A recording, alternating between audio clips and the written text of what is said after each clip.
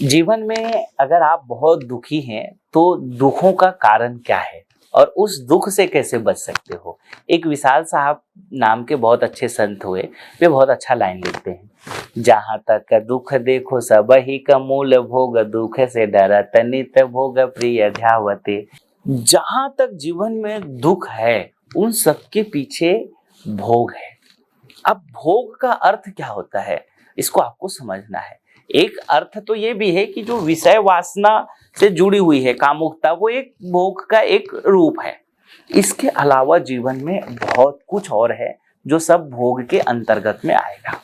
यानी कि जैसा आप चाहते थे, जिस तरह का भोगों की सुविधाएं आप चाहते थे वो नहीं मिल पाता है, या जिनसे जो अपेक्षा आप रखते थे वो नहीं मिल पाता है, तब आप दुखी होते हो। दुखों का तो यही कारण है ना, आप जैसा चाहते थे वैसा नहीं हुआ।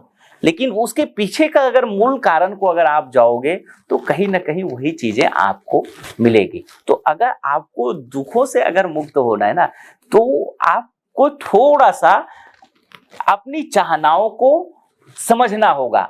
आपको इस बात को, क्योंकि जीवन अगर आप देखोगे ना तो बहुत तरह के दुख हैं, एक दुख नहीं है।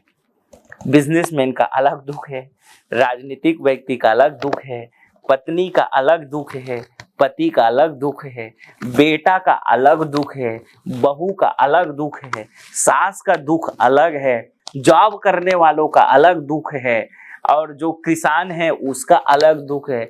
हर जगह पे अलग अलग व्यक्तियों का अलग अलग तरीके से दुख है, लेकिन सबके पीछाओं का जो दुख है वो है कामना।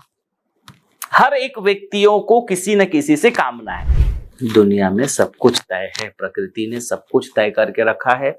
जो हो रहा है वो हो रहा है, जो होने वाला है वो होगा, और जो होगा उस पे आपका कोई बस नहीं है। अचानक तूफान आ गया, अचानक पूरी आग लग गई गोदाम में, सारा कुछ जल के खाक हो गया, क्या करोगे? खुद ही मर गए। 40,000 करोड़ के मालिक राकेश झुनझुनवाला खुद ही नहीं रहे।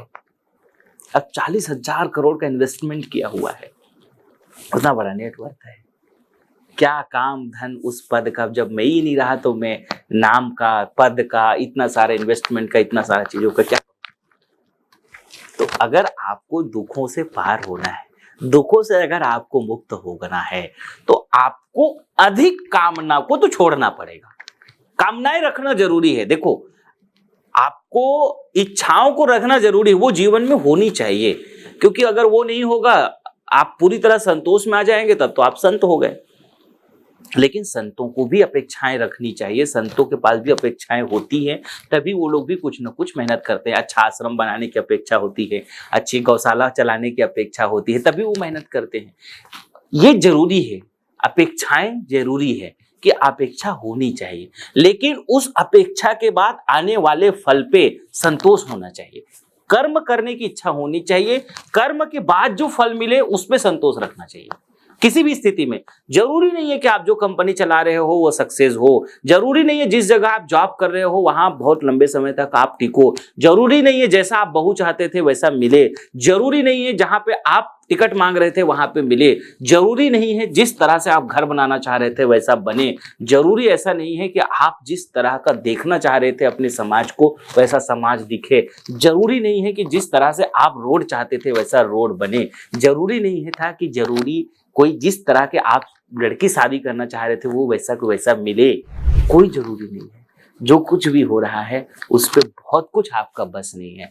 आप अपना केवल कर्म कर सकते हो, तो कर्म बस करते रहो, और जो भी फल मिले उसमें आप संतुष्ट होना अगर सीख गए तो आप दुखों से मुक्त हो सकते हो। तो दुखों से मुक्ति का सबसे सहज उपाय है कि जो कुछ भी जितना भी मिला उसमें संतुष्ट हो जाओ, इससे दुखों से आप मुक्ति पा सकते हो। बहुत बहुत धन्यवाद, बहुत बहुत शुभकामनाएं।